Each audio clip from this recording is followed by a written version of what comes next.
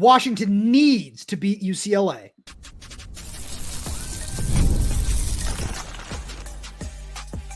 You are Locked On Huskies, your daily podcast on the Washington Huskies, part of the Locked On Podcast Network, your team every day.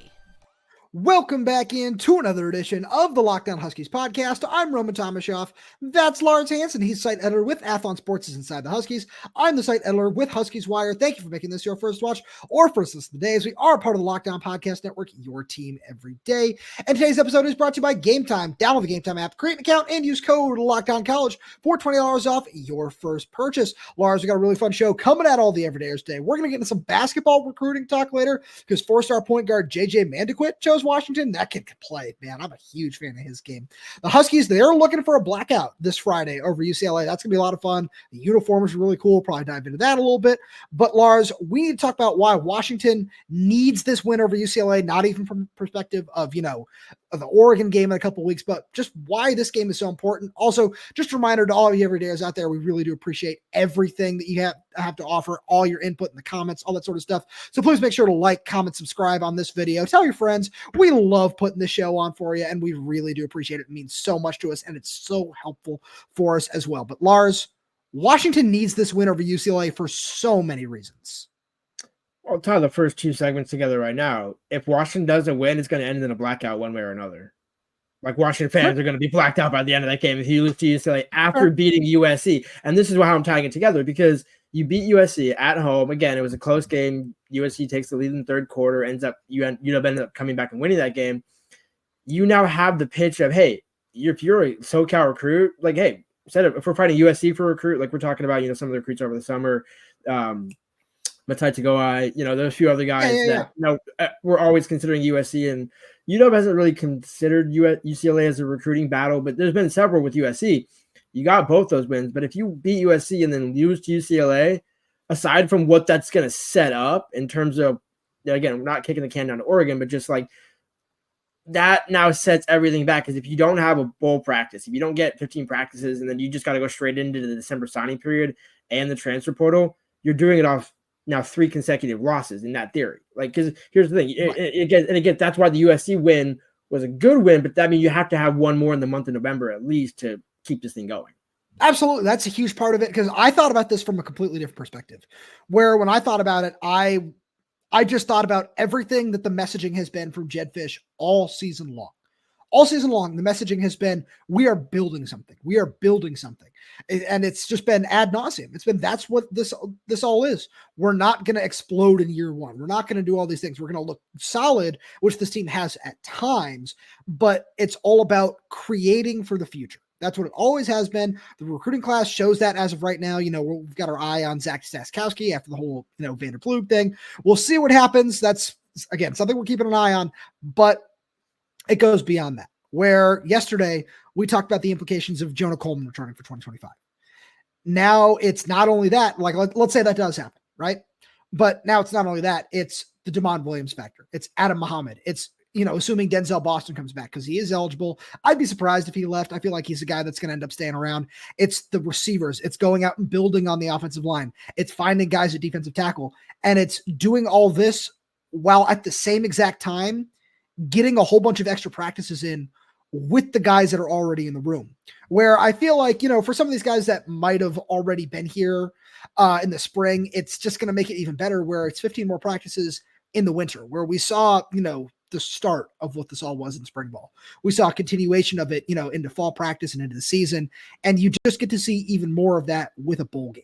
And it's so important for Damon Williams, again, Adam Muhammad, Rashid Williams, whoever it is that you want to say and look at, no matter, whatever Husky fan you are out there, and you say, hey, I'm a huge fan of Jason Robinson. I'm a huge fan of Peyton Waters. I'm a huge fan of Kamori House, Devin Bryant, whoever it is. If you look at one of those younger guys and say, hey, that's the guy that I think is the future of this program, you want to see a bowl game, obviously, because of just being able to do that and have that. But in terms of everything that it means for Jedd Fisch and this program into 2025, where I like the schedule a little bit more than I do this year. But with all of those things, and it's all just kind of building for a bigger step forward, you want to make sure that you have as much time to work that out as possible. Right. Well, and the other side of that equation is when we're talking about the December portal window, when Jedd said, as true as day, that's when you build your roster. That's when you get those guys where that's what you're going into 25 with. Now, yes, you're building it off the young core for the most part of guys you brought in 24. That's why they brought most of the Arizona guys that they wanted to, or at least, especially the younger guys, Jordan Washington, Demond, Audric Harris, Adam Muhammad, the list goes on. Even Michael Watkins, who hasn't played this year, which we might see more of next year. Right. They're getting those reps either in practice or on scout team or whatever. So there is a growth happening this season. You're not seeing it as much as maybe we would like to in the win column, but it's also not a 1-11 season. So the recruiting pitch has been fairly easy for Jedd, and they're getting wins. You beat Michigan. You beat who's the other one that was a significant win? You can kind of say it's not a marquee. I guess USC. I would say it's USC, yeah. Right. And so I'm just trying to think of because Northwestern doesn't count. Anyways, but the point being that you're going into the December portal window, recruits, what we talked about last year, with the Philip Bleedies of the world and guys like that saying, hey, where do they stand? All that. Going into that with momentum, aside from the 15 practices and saying, hey, if we want to host a kid for a visit and we got bowl practices, oh, cool, these guys are building something versus hey, next year, man, next year is going to be the year. It's that feels like a used car salesman pitch. And I'm not saying that's Jedd, but it also doesn't help that the persona of Jedd is a salesman, right? A lot of people look at Jedd and say, hey, he's a great salesman. And that's not an indictment because, again, coaches on every level, on some level, are salesmen. But, as you talk to parents over the years in recruiting, it's he seemed kind of like a greasy salesman. Not about UW coaches, but, you hear when kids commit to UW and then families talk about other schools that they visited. And it's all off the record, so we're not naming names here. But you just hear that coach, the way they approach it, it was just it didn't really sit right with us. Whereas UW, yeah, obviously they're selling us something, but it didn't feel like a sale. It was more or less hey, just look at the proof of concept.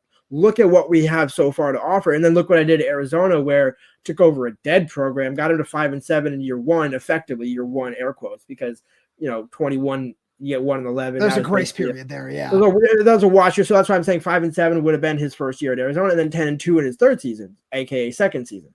So if you're Washington, that's why I said next year you should be at 8-4, 9-3, 10-2, because of everything you're doing this year, and then getting the transfer portal additions that you need on the upper end of the classmanship to balance out the youth. Because you're going to want to use the young guys, right? Kamori's going to be a true sophomore. You want him to get some play. You want to bring ZRS and Robinson and all those guys in, because that's what the recruiting pitch is.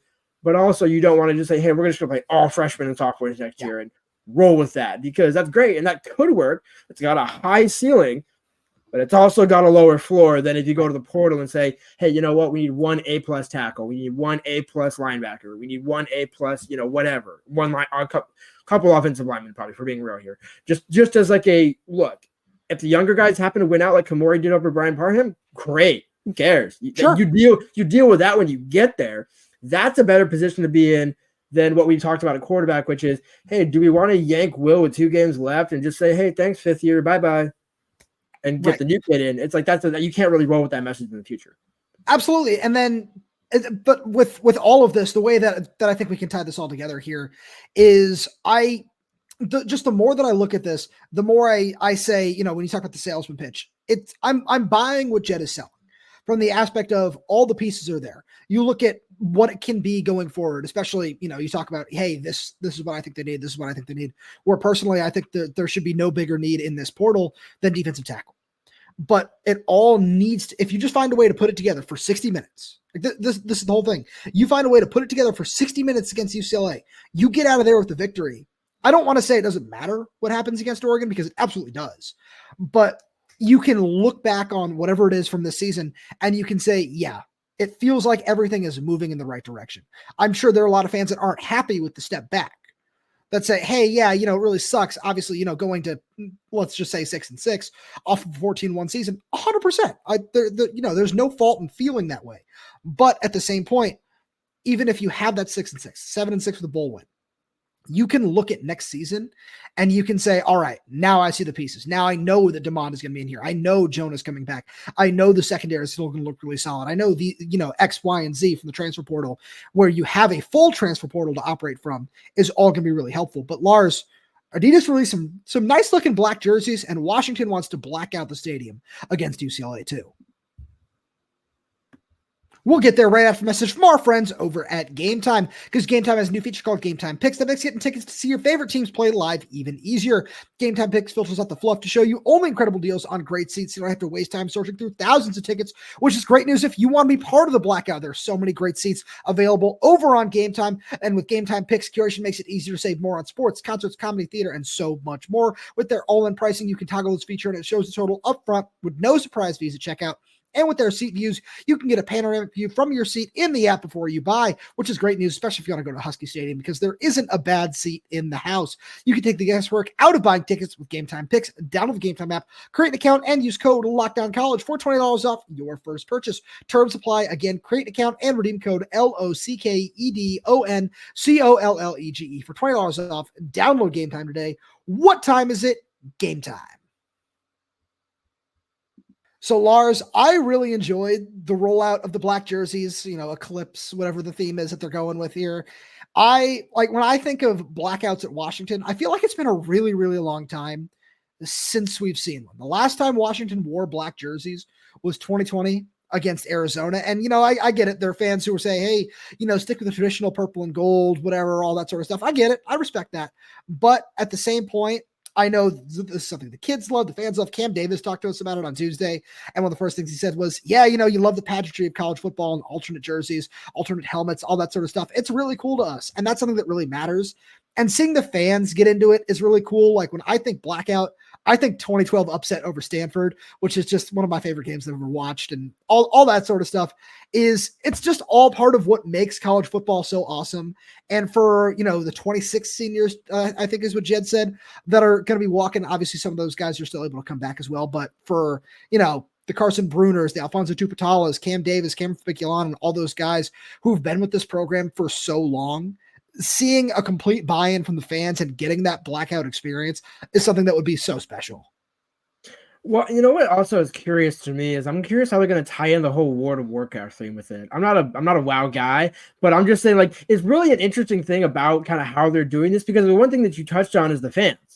Yeah, and again, that's kind of why I'm like, okay, I can see the World of Warcraft. Maybe it's for the kids, the younger generation. But I don't know. I'm not a big guy into that. But that made me think of when you mentioned younger fans thinking it's cool. But I've also seen a lot of fans this year kind of take shots at Adidas for, the UW and what they're kind of working with in terms of jerseys and operation and things like that.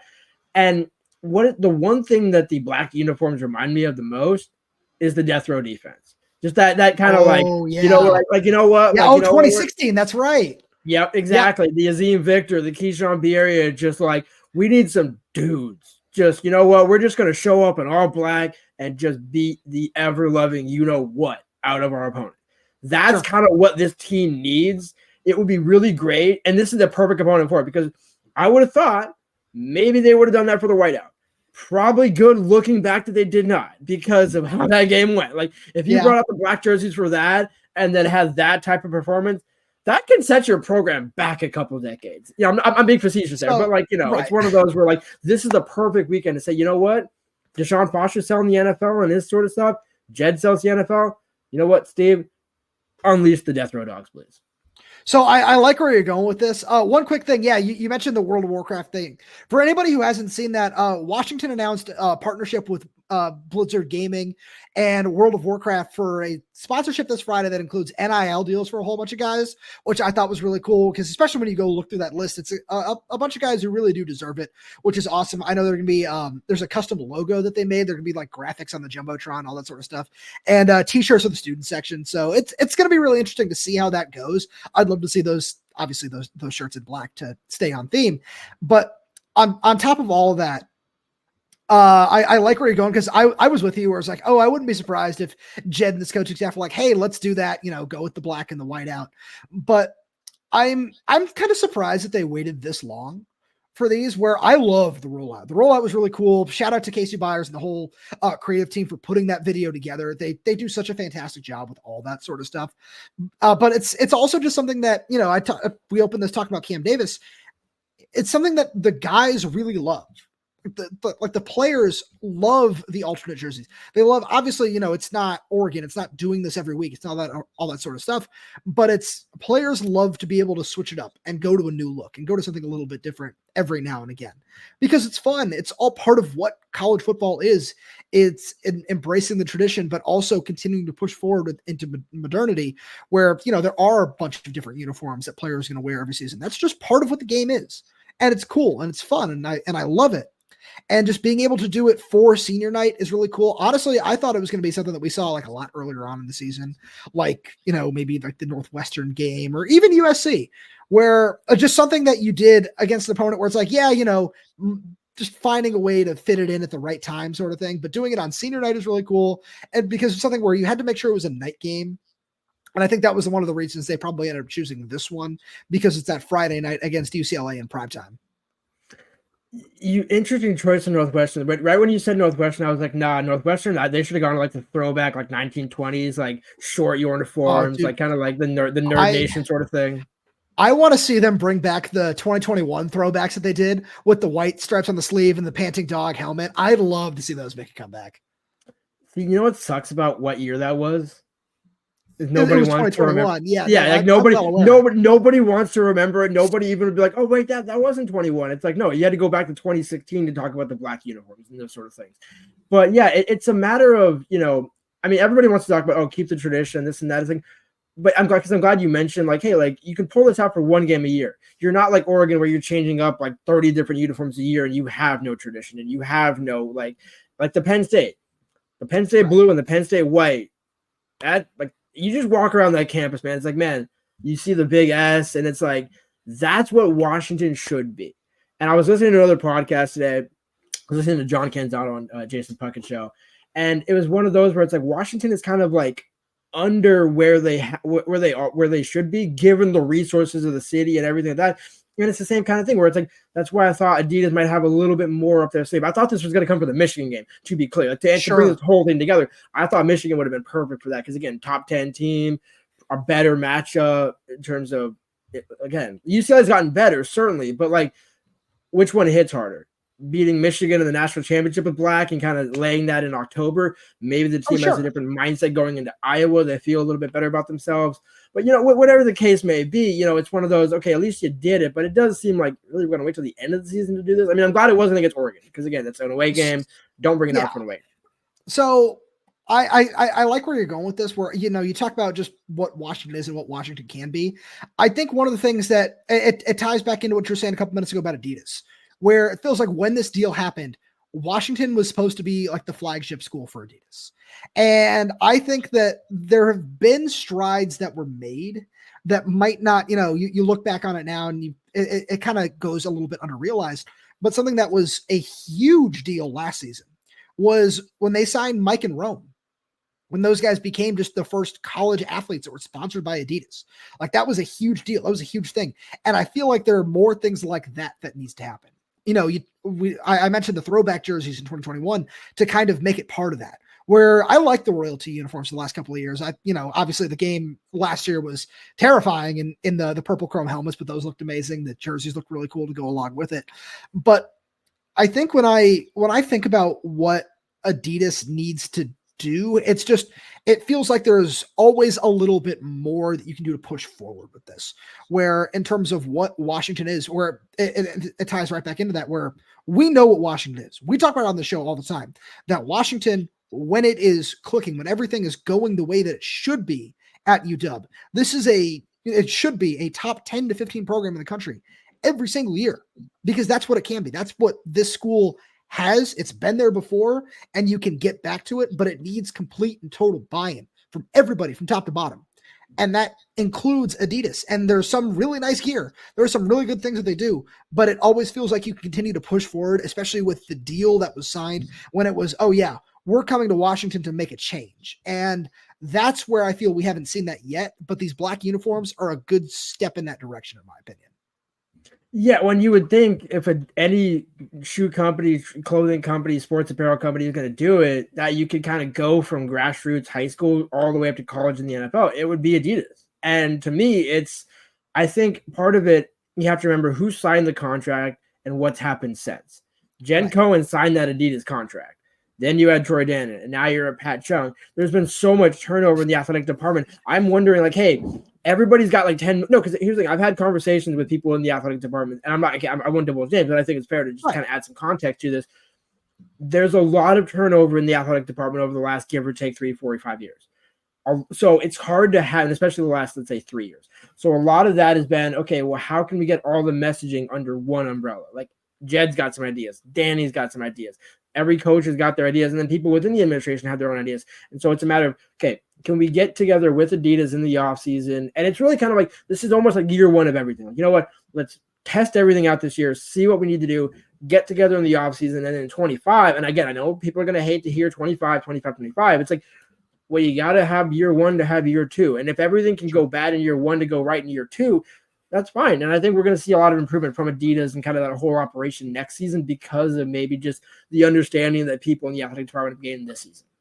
Lars, I like where you're going with all that because they do have some really nice basketball uniforms as well. Like those Black History Month ones that they do, those are really, really cool. And I think that's where I get really excited about it. It's like I see how cool that design is. Like, you know, to segue it in perfectly, that's what JJ Mandaquit did his photo shoot in for his commitment shoot and everything like that. So it's like, oh, that one looks so cool. I just want to see more ideas like that.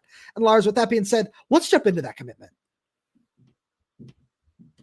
Right after message from our good friends over at FanDuel. Get ready to tackle the NFL action with FanDuel, America's #1 sportsbook, because right now new customers can bet $5 and get $150 in bonus bets if you win. The FanDuel Sportsbook app gives you everything you need to place live bets on the NFL all in one place. So when you get a hunch in the middle of the game, you check out the latest stats, view live play-by-play, and so much more on the same page where you place your bets. Just visit FanDuel.com to join today. You'll get started with $150 in bonus bets if you win your first $5 bet. That's FanDuel.com. Never waste a hunch. Make every moment more with FanDuel, an official sportsbook partner of the NFL. And, you know, I've talked about it a couple days in a row now. Coming up on Thursday night, we got a really fun matchup between the Eagles and the Commanders. I kind of like the Commanders' money line in this game. I think this is going to be a fun, maybe a little bit higher scoring than we're used to on Thursday Night Football, which is weird to say after what Jamar Chase did last week. But kind of like Commanders' money line in this game, and it'll just do nothing but continue to build on the takes we've had on this show all year long. NFC East for the Commanders and Jaden Daniels for Rookie of the Year. So Lars, switching gears to basketball here a little bit. JJ Mandaquit, who's ranked number 49 in the 247 Sports composite ranking, number 6 point guard, he announced his commitment to Washington on Tuesday afternoon. And this is a guy who I'm really excited about, man. He's a great playmaker with Team USA. He's got 2 gold medals on the international circuit. He's somebody who plays beside the number 1 prospect in the 2025 class. That's AJ Dabansta, who actually went to this blew my mind when I was, doing a little bit of research earlier. And I mean, I know there are guys that are way more plugged into the prep basketball circuit than you and I are, but AJ went to Utah Prep to team up with JJ. And I certainly don't think that means anything for Washington's chances with him. But at the same point, it just shows what kind of distributor and playmaker he is, because you watch his Team USA film, you watch whatever it is that he does. This is a guy who can come in and run Danny Sprinkle's offense at a very, very high level. Yeah, speaking of doing some research, did not know Utah was a hotbed for high school basketball talent, but it checks out. And I think I was just looking at the 247. Well, he's from Hawaii originally. No, right. I know that's why, again, context matters. Yeah. No, but because I'm looking at the 247 rankings and you see 2 5-stars and a 4-star that just committed to Washington. Like, why isn't this talent in the state of Washington? I know you're bringing it to Washington, in college, but it's a good point. But I think it kind of lays into what you asked Danny Sprinkle on Tuesday about Tyler Harris and kind of just the guard play and everything like that.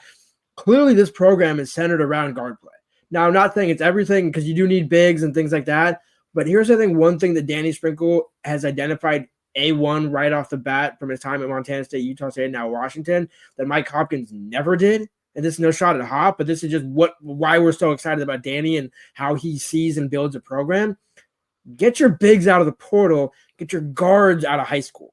And I think that way you can build for a long-term success, because you can kind of plug and play bigs to a degree. I mean, it's not I'm not saying it's super easy, because, again, great, having a little bit of a rough start to the season, but I think the guard plan, having we've seen what Zoom can do, again, in limited action coming off the bench, but you can see how important guard play can be in this offense, and getting a top 50, top, 40, 60, 100, whatever you want to call it. I mean, I know he's a top 50, but, 60 on one, 40 on the other. He's the top 100, top 50, give or take, whatever you want to say. But a clearly very good coveted point guard. And also to beat out USC and BYU. I think that's also kind of the other takeaway here for me is his teammate, you mentioned AJ, crystal ball is 100% to BYU. A lot of people thought BYU would be the guy be the school for JJ. So the fact that Danny Slocum, Tony Bland, and Danny Sprinkle can go into Utah and get a 4-star top 100 prospect in year one with only again, yes, Danny has experience and you can say, hey, look what I did at Utah State and Montana State.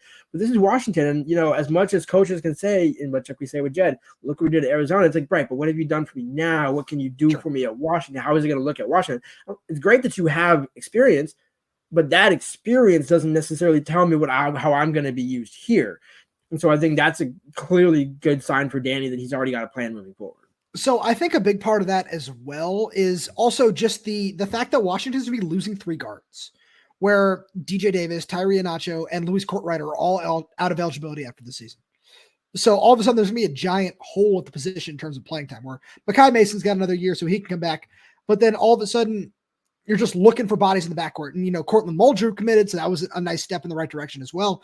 But now you've got a guy in JJ who can come in and run the offense. And it frees Zoom Diallo up in his second year to do some different things. It frees Makai up to do some different things. Where all of a sudden, I feel like that's one thing that you look at what the roster is right now. It's a lot of it early on in the year has relied on Great to be the ball handler and to be where, it's just very clear, not only does how much Danny Sprinkle trusts him, but how much, some guys still have to learn in the offense, which is okay. They've played 2 games together as we record this on Tuesday, but there's still a long way for some of these guys to go until they're fully integrated, fully ready in the offense.